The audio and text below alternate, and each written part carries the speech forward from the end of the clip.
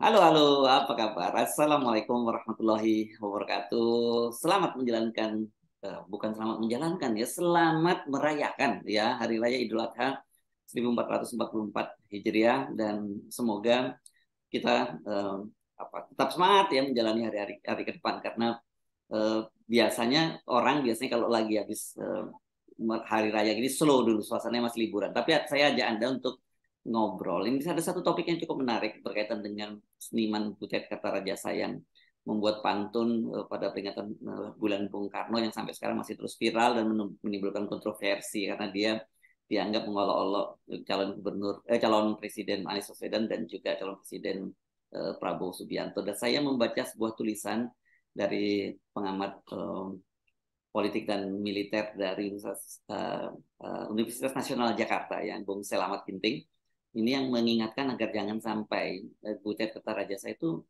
mengulang apa yang dilakukan oleh Lekra. Lekra ini di masa lalu ini adalah lembaga kesenian yang milik PKI gitu yang senang senang sekali mengolok-olok, tapi diolok-olok bukan hanya manusia, Tuhan yang diolok-olok. Nah, saya coba mengapa Bung Selamat Ginting kok memperingatkan itu dan kemudian mengkaitkannya dengan Lekra. Assalamualaikum Bung Ginting. Waalaikumsalam warahmatullahi wabarakatuh.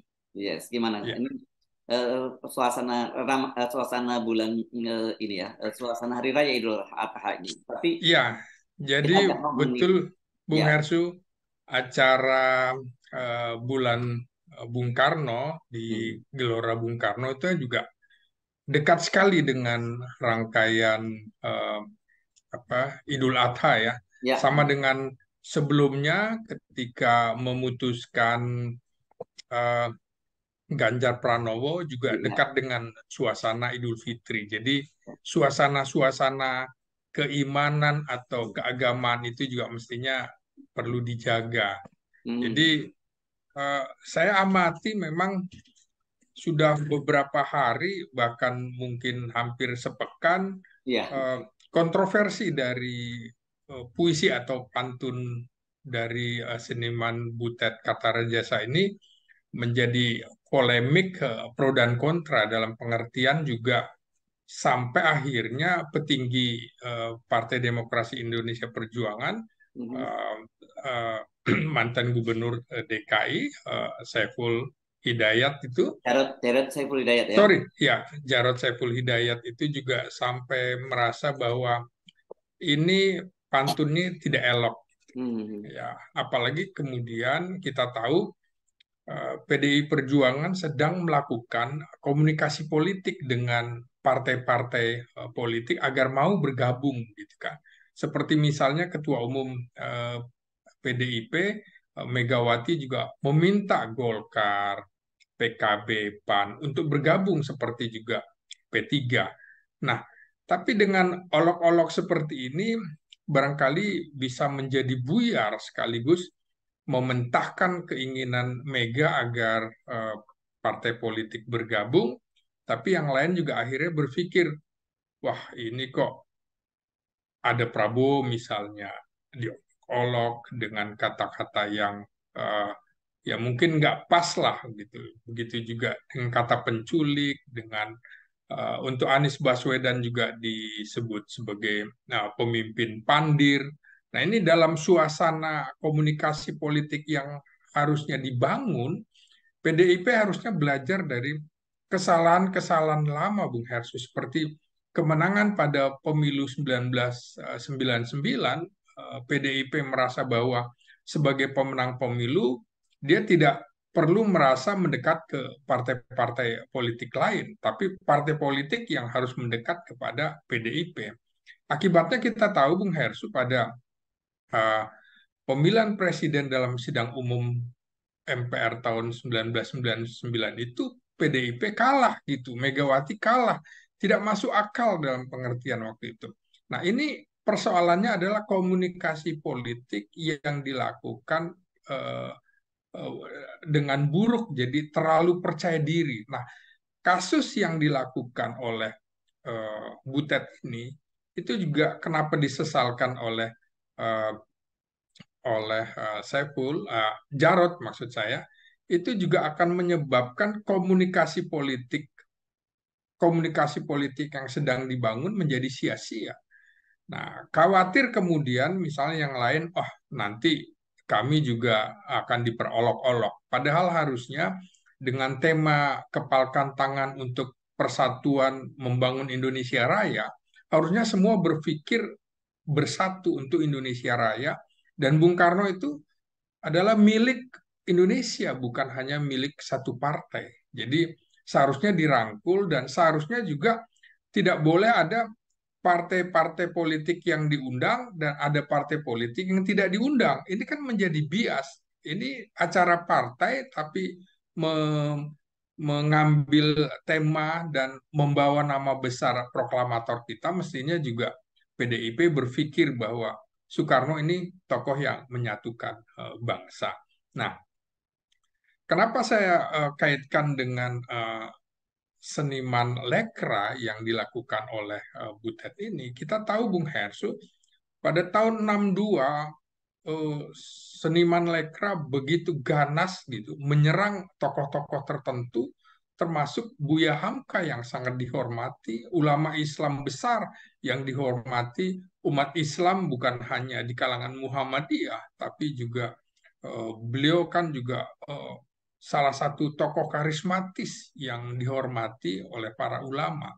Bahkan kemudian dituding karya-karya Buya Hamka juga tenggelamnya kapal Van der Weydt sebagai duplikasi atau plagiat dari karya orang lain, dan ini kan dibantah oleh sejumlah sastrawan dan budayawan lain. Nah, kita tahu Bung Hersu memang pada tahun 60-an itu muncul lembaga-lembaga kebudayaan yang berada di bawah atau berafiliasi kepada partai. Lekra ini kebetulan didirikan oleh DN Aidit, kemudian juga Nyoto, serta AS Dharma yang memang berlatar PKI. Beberapa memang menyatakan bahwa kami menolak bahwa Lekra disamakan dengan PKI karena memang mereka mengaku tidak semuanya adalah anggota PKI. Tapi kita tahu bagaimana elit-elit PDIP, elit-elit PKI maksud saya, elit-elit PKI berusaha memerahkan Lekra supaya Lekra itu identik dengan PKI. Karya-karya Lekra misalnya eh, dimuat dalam koran Harian Rakyat atau Bintang Timur yang jelas ini koran berafiliasi kepada PKI, sehingga ada sebuah kebutuhan-kebutuhan yang sama antara PKI dengan Lekra. Kemudian juga Lekra itu selalu menopang kegiatan-kegiatan PKI, misalnya juga memberikan tempat pada BTI, Barisan Tani Indonesia, Serikat Organisasi Buruh Seluruh Indonesia, itu dijadikan karya-karya yang menyindir dalam pengertian budaya adalah juga revolusi. Nah, ini juga kebetulan ada persamaan dengan kebutuhan Soekarno waktu itu, bahwa eh, kebudayaan adalah revolusi, seperti juga politik adalah bagian dari revolusi. Kita tahu Bung Hesu, pada tahun 1964, Bung Karno itu 1964-1965, Bung Karno begitu kecewa dengan TNI, dalam hal ini Angkatan Darat, ketika saat itu sedang ada gerakan atau operasi Ganyang Malaysia. Angkatan Darat dianggap setengah hati, maka kemudian PKI menjadi alat mitra strategis bagi Soekarno, termasuk mendayagunakan Lekra pada saat itu. Tapi belakangan Lekra ini menghasilkan apa, eh, kontra yang sangat besar dari seniman-seniman lain.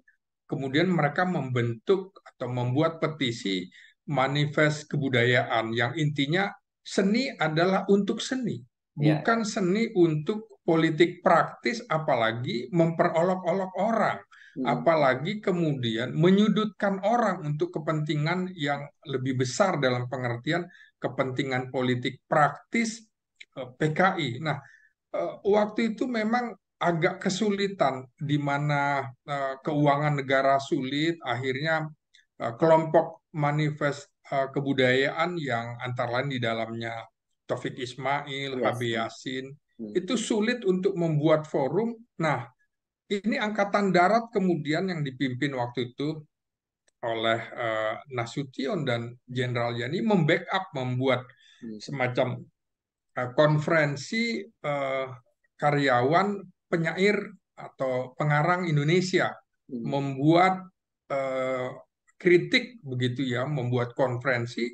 Dan tapi memang Angkatan Darat juga tidak setuju dengan manifest kebudayaan. Artinya tidak ingin ada benturan antar sesama seniman gitu. Maka kemudian eh, keluarlah pernyataan-pernyataan agar Lekra itu menurunkan tensi karena Indonesia sedang membangun. Indonesia sedang menghadapi dilema ekonomi, dilema politik, dan lain-lain. Nah, akhirnya memang eh, Soekarno juga melihat bahwa lama-lama ini tidak bagus. Kelompok manifest kebudayaan juga akhirnya dibubarkan oleh Bung Karno karena dianggap menyaingi manifesto politik Soekarno. Ya, manifestonya kan sama dengan GBHN, Bung Hersu. Ya, ya, ya. Nah, jadi manifesto dibubarkan, kemudian lama-lama kemudian setelah menjelang peristiwa 65, Soekarno akhirnya gerah juga.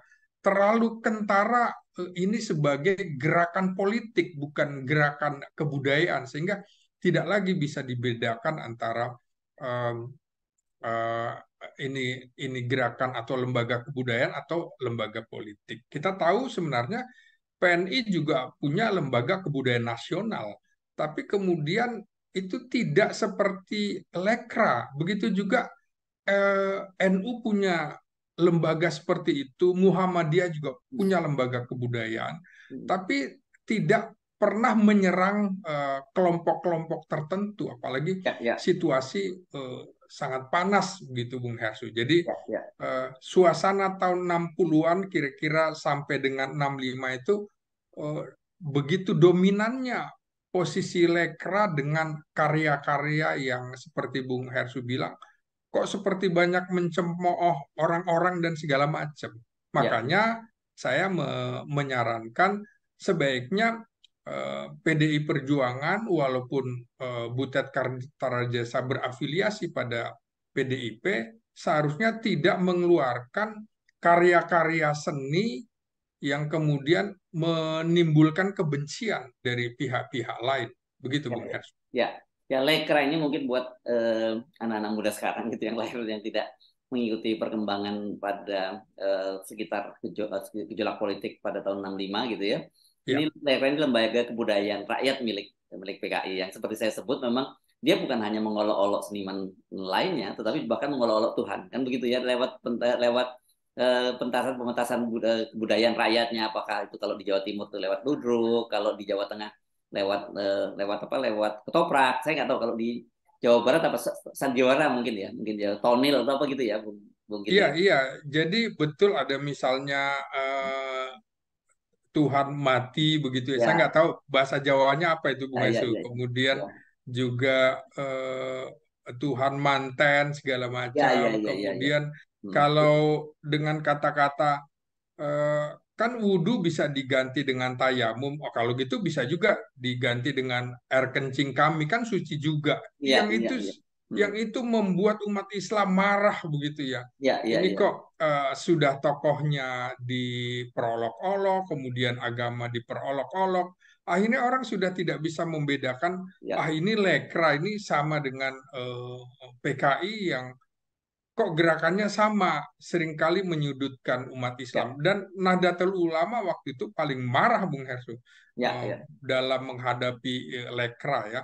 Ya, saya kira ini anak-anak muda bisa kalau tertarik itu ada buku yang ditulis ya DS Mulyanto sama Pak Taufik kalau nggak salah pengantarnya atau saya lupa namanya itu Prahara Budaya itu ada bukunya juga ya itu cerita tentang bagaimana pertentangan antara Rekra dan Manikebu gitu ya manifesto kebudayaan Manifesto tadi ya kebudayaan, iya. itu ya dan Itu ya Silakan. Sama, mani kebu juga diledek-ledek sebagai mani, mohon maaf itu Iya, iya, iya. sebagai sperma gitu, Mhm. kebu ya.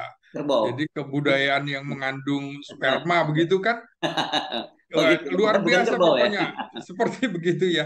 Ya. Ya, kita tahu pada 1963 itu Lekra mengklaim memiliki total sekitar 100.000 anggota yang tersebar di 200 cabang di Indonesia. Jadi merasa paling besar begitu ya. Dan Ya, ya. akhirnya kita tahu Bung Hersu, ketika terjadi peralihan kekuasaan, eh, pemerintah eh, pemerintah baru dengan MPRS waktu itu juga mengeluarkan TAP MPRS nomor 25 tahun 1965 yang melarang PKI dan underbownya, Hmm. termasuk di dalamnya ada Lekra di situ. Ya, Nah, di situ kemudian pemerintah Orde Baru nyata-nyata melarang Lekra bersama dengan organisasi underbow lain, misalnya Barisan Tani, kemudian Sopsi, dan lain-lain. Kita tahu Bung Hersu memang era demokrasi terpimpin ini, pemerintah Soekarno tentu mengatakan bahwa revolusi ini, jalannya revolusi belum selesai. Hmm. Karena itu dia menginginkan para seniman turut serta dalam upaya tersebut, seperti misalnya pernyataan Soekarno yang dimuat di Harian Rakyat bahwa Bung Karno dan delegasi seniman itu, di situ Soekarno mengatakan revolusi adalah kebudayaan itu tidak bisa dipisahkan dari politik. Hmm. Bung Hersu mungkin ingat bahwa politik adalah panglima. Ya. Itu yang digaungkan terus oleh Lekra, Bung. Hmm. Hmm. Ini luput dari perhatian orang, tapi kalau kita belajar politik, ya panglima adalah politik, itu kutipan-kutipan yang selalu dikemukakan oleh Lekra, sehingga semuanya harus mengacu ke politik. Jadi Ya, ya. tujuannya adalah politik. Nah, Ya, dan kesimpulannya ya. memang Soekarno saat itu ingin seniman melalui karya-karyanya berpartisipasi untuk mendukung jalannya revolusi, dan Lekra itu berada pada garda terdepan gitu, Bung Erso. Ya, ya, ya.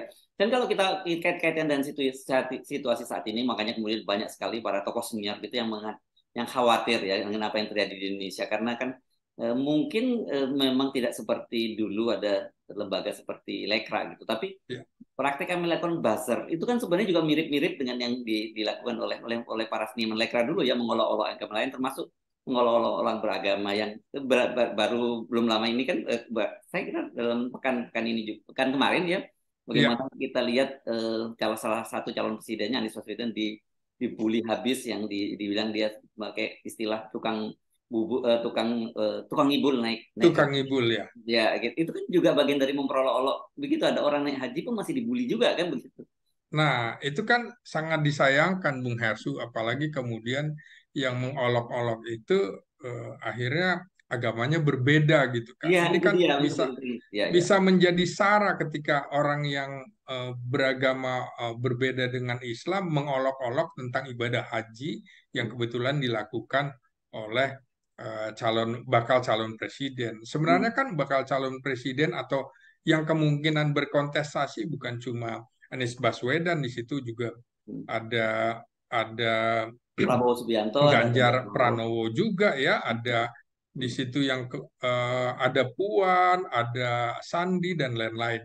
Hmm. Ini ini yang seharusnya foto yang beredar viral sebenarnya itu, menurut saya dari sisi komunikasi politik dan marketing politik itu sudah menyejukkan, ada pertemuan antara Anies Baswedan dengan Ganjar Pranowo yang sama-sama menggunakan pakaian ihram di Hmm. sela-sela ibadah haji. Tapi kemudian ada ada pihak yang mengolok-olok seperti itu, menurut saya keterlaluan lah ya. Dan Ya, ya, ya. ini bisa masuk eh, ranah yang berbahaya, Betul. penistaan agama dan lain-lain. Masuk. Ini Ya, yang harusnya kita hindari. ya. Seharusnya kita juga mengingatkan, mengapa saya juga mengingatkan kasus Butet, agar PDIP jangan kemudian menjadi korban. Betul. Akhirnya PDIP dijauhi oleh yang lain. Kita tidak ingin timbul perpecahan dengan pihak-pihak yang mengadu domba seperti itu. Kita ingin kontestasi Pilpres ini berjalan dengan sejuk, Hmm. bertarunglah dengan fair, tanpa harus menjelek-jelekan satu pihak dengan pihak lain. Begitu, Bung Hersu. Ya, saya juga menyoroti soal itu ya, bahwa ini sebenarnya dalam kasus Butet ini PDIP menjadi pihak yang sangat dirugikan, terutama Ibu Sangat Megawati. dirugikan, ya. Ya, karena ini kan panggung besar loh sebenarnya, peringatan Bulan Bung Karno itu yang disiapkan dengan sangat serius sejak berbulan-bulan lalu begitu ya. Iya, Target itu kan begitu ya. Tetapi kita tahu kan sampai sekarang mungkin orang lupa apa yang di pidato yang disampaikan oleh Ibu Megawati. Yang orang ingat adalah bagaimana Butet mengolok-olok calon presiden lain, yakni Anies Baswedan dengan Pak Prabowo kan gitu. iya, iya. Ini yang barangkali menurut saya dalam tanda petik kurang tahu diri. Kita kan harus tahu Hmm. siapa pengantin dalam panggung itu kan. Ya, hmm. Ya, pasti adalah Ketua Umum PDI Perjuangan yang juga anak biologis, anak Ideologis. ideologis dari Hmm. Bung Karno. Hmm. Seharusnya itu yang ditonjolkan. Tapi begitu ada kasus Butet, kemudian orang melupakan itu, melupakan statement-statement Megawati dan lain-lain. Kan sebenarnya cara Megawati mengajak partai-partai untuk bergabung dalam rangka ayolah kita diskusi baik-baik. Mungkin Mega juga belajar dari pengalaman tahun 99 yang keliru itu, maka harusnya komunikasi politik dijalin bersama. Nah, tapi seperti kita bilang tadi, ada panggung depan, panggung tengah, panggung belakang, justru kemudian orang melihat, loh, panggungnya sepertinya dikuasai oleh Butet ini. Ini yang harusnya tidak boleh terjadi. Jadi kita harus tahu diri siapa yang harus ditonjolkan dan siapa yang harus berada di tengah dan di belakang. Ini kan sebenarnya eh, bagian dari hiburan, menghibur, tapi dengan cara seperti itu orang akan berpikir bahwa ini sih bukan hiburan, tapi menjadi agitasi, menjadi provokasi karena ada ribuan massa yang hadir di situ sehingga akan menimbulkan kebencian.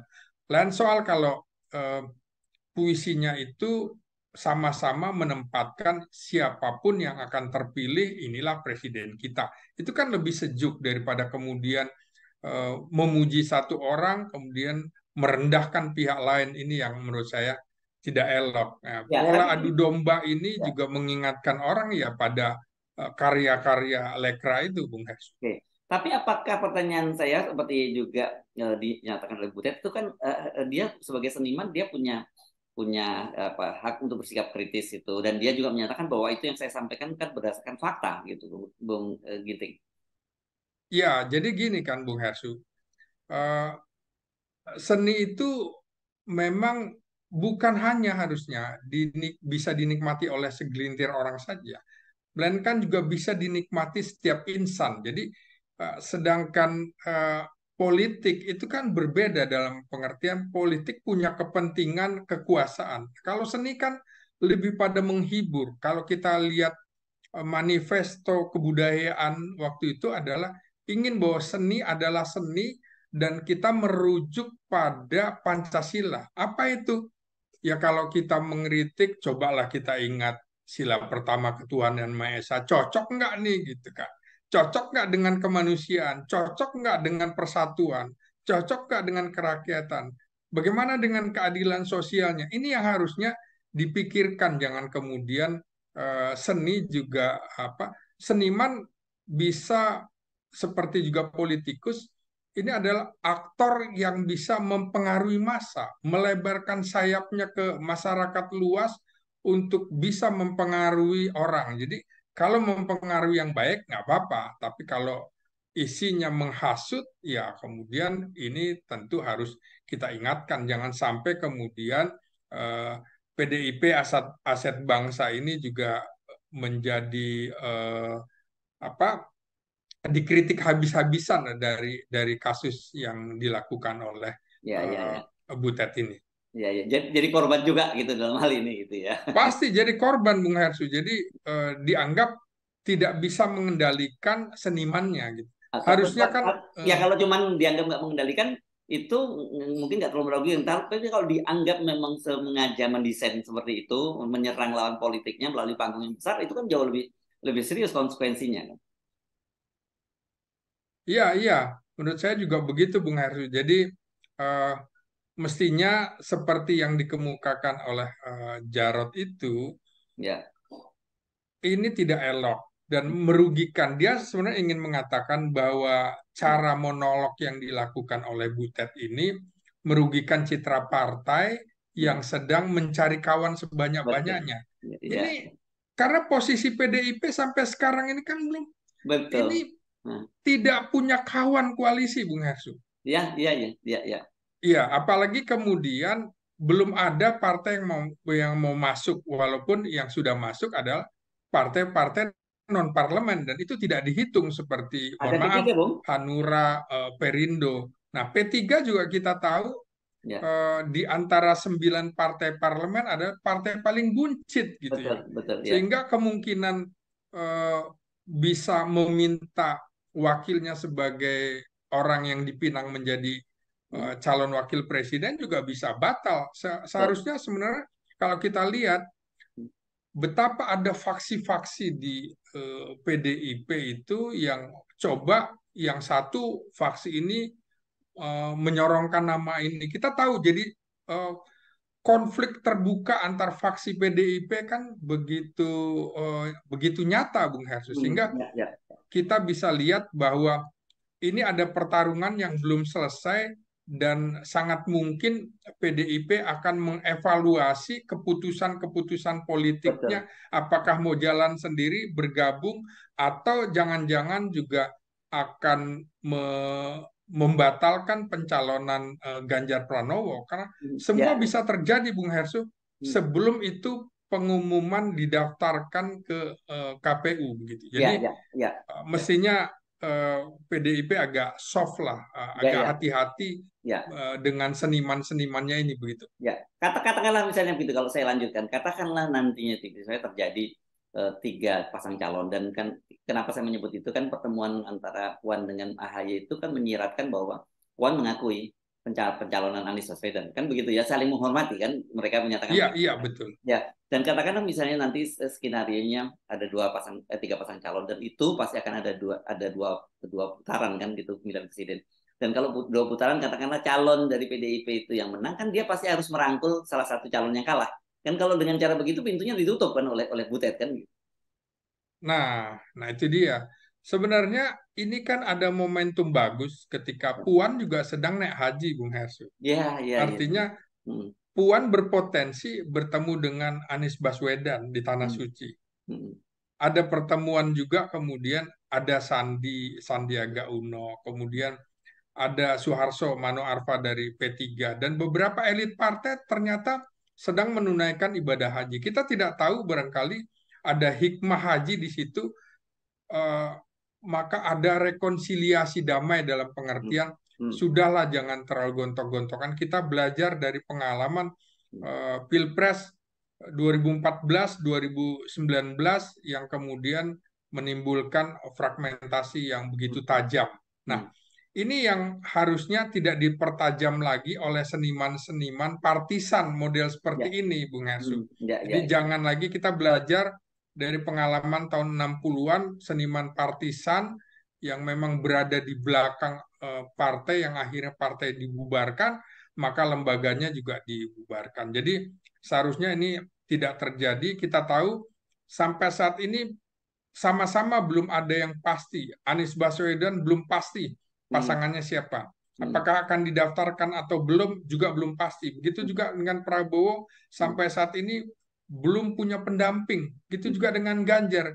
Jadi eskalasi menurut saya semakin panas di bulan Juni Juli ini, mestinya kemudian ada panggung depan, panggung tengah, dan panggung belakang, yang panggung tengahnya adalah kompromi dari tiga kelompok ini untuk sama-sama mengedepankan persatuan Indonesia, seperti juga tema dalam bulan Bung Karno baru-baru ini, Bung Karno. Yes, oke. Baik. Ini menarik perspektif Anda ya, karena ini ditarik dari dalam perspektif sejarah. Dan oke, terima kasih Bung Slamet Ginting, analis politik dan militer dari Universitas Nasional Jakarta. Assalamualaikum warahmatullahi wabarakatuh. Waalaikumsalam warahmatullahi wabarakatuh. Et quand je crève, je suis le cri de qui me croit ou qui me prie.